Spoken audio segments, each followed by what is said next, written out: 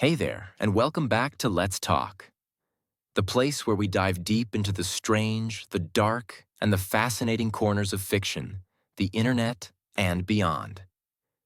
Today's topic is one of those genres that blurs the line between wonder and fear. It invites you into magical worlds, and then traps you there with monsters, curses, and shadows that never leave. Let's talk about dark fantasy. At first glance, fantasy is about hope, magic, and epic adventures. Heroes go on quests, defeat evil, and restore balance. Think of Tolkien's The Lord of the Rings or Harry Potter. Danger exists, but light almost always wins in the end. Dark fantasy changes the rules. In dark fantasy, the world is still magical, but it's tainted. The forests whisper curses. The kings are mad. The gods are cruel. Or worse, silent. It's a genre where magic comes at a price, and where happy endings are never guaranteed. But what is dark fantasy exactly? It's a subgenre that blends elements of classic fantasy with horror, dread, and often a deep sense of tragedy.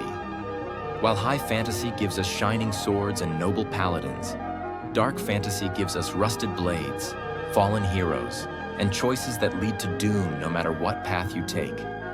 The tone is bleak, the stakes are cruel, and even the protagonists often feel more like survivors than saviors. Dark fantasy isn't about saving the world, it's about surviving it. Let's break down some of its key elements. First, setting. Dark fantasy worlds are rich in lore, but they're rarely safe. You might find cursed kingdoms, underground cities where the dead whisper, or forgotten ruins filled with ancient horrors. Even nature feels off. Corrupted forests, endless storms, or blood-red moons. Second, characters. Forget your noble knights or chosen ones. In dark fantasy, heroes are often morally gray. Assassins, mercenaries, outcasts. They're broken, burdened, or even partially monstrous. You're not always sure if you should root for them, but you can't look away. Third, themes. Dark fantasy deals with corruption, sacrifice, madness, and the cost of power. Magic might keep you alive, but it might also rot your soul. The enemy might not be a monster, but something inside the hero. Sometimes the greatest threat isn't evil, it's fate. And yet, there's beauty in this darkness, because dark fantasy doesn't lie. It doesn't offer false hope. It reflects a world where life is unfair, but also shows how people fight, endure, and sometimes rise anyway, even when everything is against them. That defiance, that burning candle in the dark, is where the genre truly shines.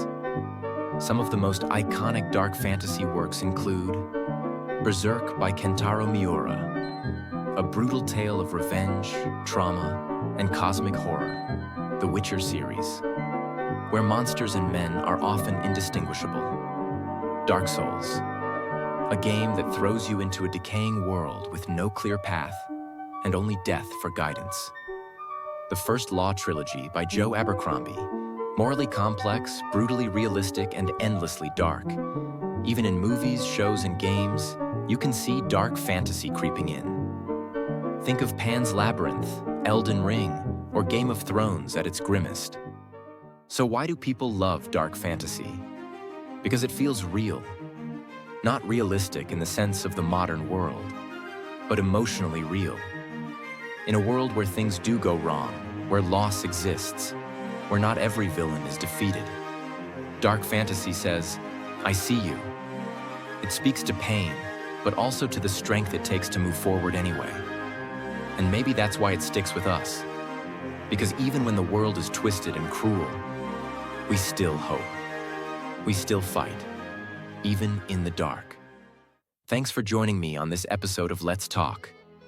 If this world of monsters and magic spoke to something inside you, stick around. We've got many more strange and shadowy topics ahead. Until next time, may your candle burn long and your shadow never follow too close.